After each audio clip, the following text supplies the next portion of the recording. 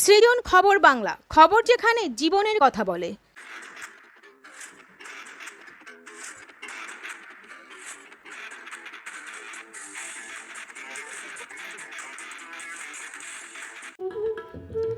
রাত পোহালেই বাংলার মণ্ডপে মণ্ডপে ঢাকে কাঠি পড়বে। শেষ তুলির টানে এখন ব্যস্ত মৃৎশিল্পী থেকে আজকের থিমের পুজোর শিল্পীরাও। কোন্নগর দেবপাড়া সার্বজনীন দুর্গোৎসব কমিটির পুজো এবছর ৪৩তম বর্ষে পা দিতে চলেছে। তাদের এবারের পুজোর ভাবনা কাটোয়ার অগ্রদ্বীপের তিনকোনা লুপ্তপ্রায় কাঠের শিল্প। একসময় এখানকার শিল্পীদের তৈরি নিম কাঠের পুতুল বাংলায় প্রায় প্রতিটি মেলায় মেলায় বিক্রি হতো। ছোট ছোট ছেলে মেয়ে থেকে ঘর সাজানোর কাজে ব্যবহার হতো। কিন্তু বর্তমানে এই পুতুল শিল্প ও শিল্পীরা প্রায় হারিয়েই যেতে বসেছে। তাই দেবপাড়া সার্বজনীনের সদস্যরা এবার এই শিল্পকে বাঁচিয়ে রাখতে তাদের পুজো মণ্ডপকে সাজিয়ে তুলছে কাটোয়ার অগ্রদ্বীপের কাঠের পুতুল দিয়ে। যদিও নিম কাঠ না হলেও কিছু বিভিন্ন ধরনের কাঠ ও থার্মোকল দিয়েই মূলত প্যান্ডেল সাজানোর কাজ প্রায় শেষ মুহূর্তে। প্রায় ১.৫ মাস ধরে ১৫-১৬ জন শিশু ও তরুণ যুবক শিল্পী এই পুজো প্যান্ডেলে কাজ করছেন কোনো রকম পারিশ্রমিক ছাড়াই। দেবপাড়া পুজো প্যান্ডেলে মূল ভাবনা ও পরিকল্পনায় রয়েছেন শিল্পী তপন চক্রবর্তী ও তারক ভান্ডারী। আমরা শুনে নেব পুজো কমিটির সদস্য থেকে শিল্পীদের এই পুজোর কাজ ও ভাবনার কথা একটি বিজ্ঞাপন বিরতির পর।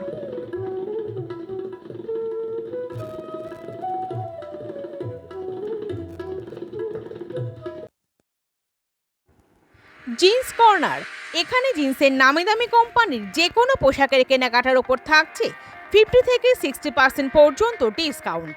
ঠিকানা কফি হাউসের বিপরীতে গোগুস মার্কেটে গ্রাউন্ড ফ্লোরে। Phone 6203770950। Konnagar mother international school affiliated to Central Board of Secondary Education, New Delhi. Admission going on. ওম জুয়েলার্সের সোনার পরশে পাবে আপনার সৌন্দর্য অনন্য রূপ। কোন্নগরের ওম জুয়েলার্স।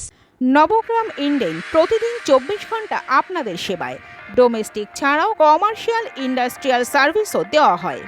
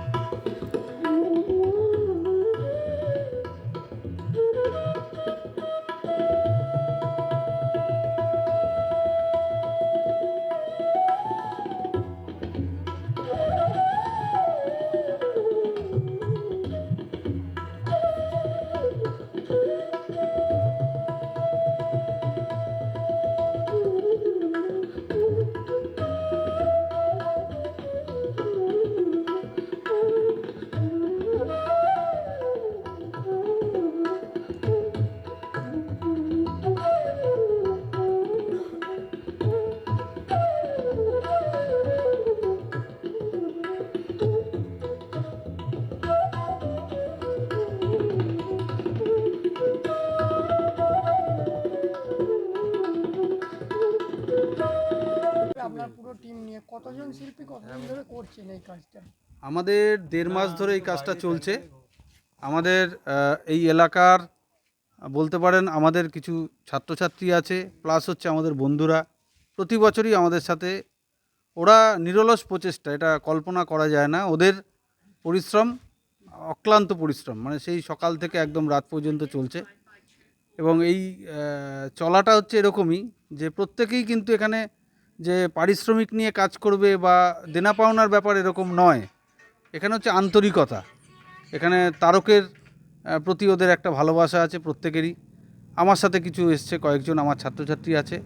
এরা এই পুরো টোটাল প্রজেক্টটাকেই আর কি, যে কাটোয়ার যে কাঠের পুতুলের প্রজেক্ট, এই ভাবনা চিন্তাটা এরা সম্পূর্ণ করেছে। এবং এখনও আমাদের কাজ চলছে, ফিনিশিংয়ের কাজ।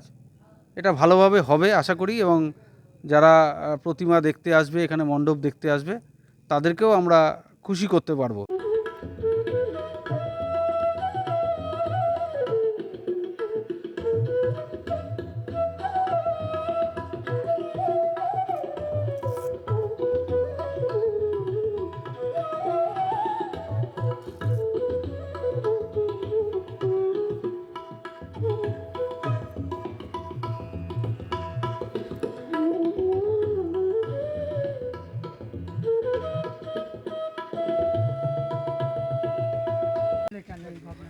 ব্যাপারটা হচ্ছে যে আমাদের এখানে আমরা শহরকেন্দ্রিক অঞ্চলে বসবাস করি।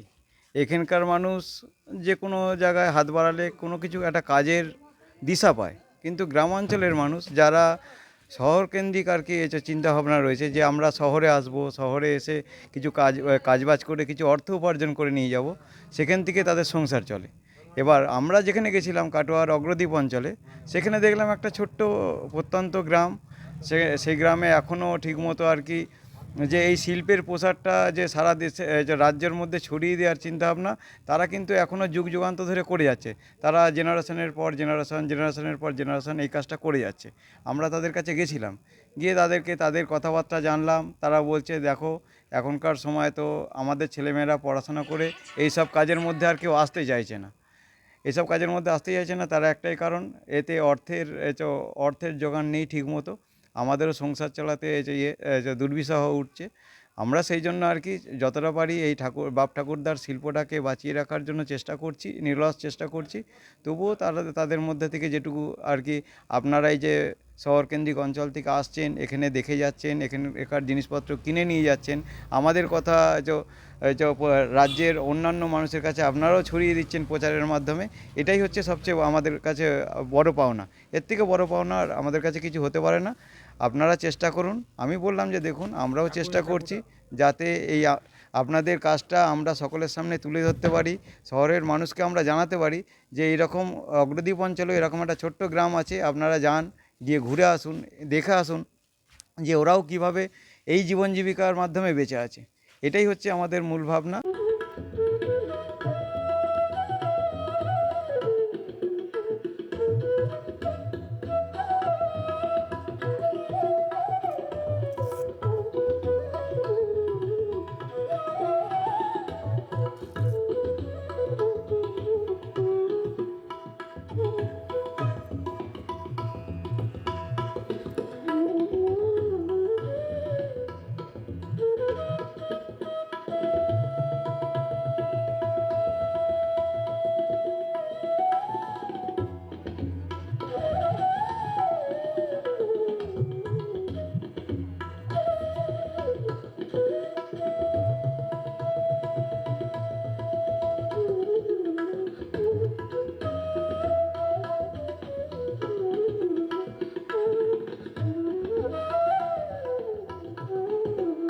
কাটোয়ার কাঠের পুতুল, যেটা বেসিক্যালি অগ্রদ্বীপের কাঠের পুতুলের যে একটা হারিয়ে যাওয়া যায় শিল্প, বাংলার ডোগরা শিল্প থেকে, পোড়ামাটি শিল্প থেকে, স্কাল্পচার থেকে, আঁকা থেকে, ড্রয়িং থেকে, সমস্ত কিছু সেই বিলুপ্তপ্রায় শিল্পগুলোকে আমরা ফিরিয়ে আনার চেষ্টা করছি। তা আমরা তপুদা তারকদা যখন বলেছিল আমাদের প্যান্ডেলের মূল ভাবনাটা অঙ্কিত করেছেন তপন চক্রবর্তী এবং তারক ভান্ডারী, এবং পাড়ার সমস্ত মানুষের অকুণ্ঠ সহযোগিতা, ভালোবাসা। আমরা পুজো ভালোবাসা মানুষ। 43তম বর্ষে আমরা গেলাম।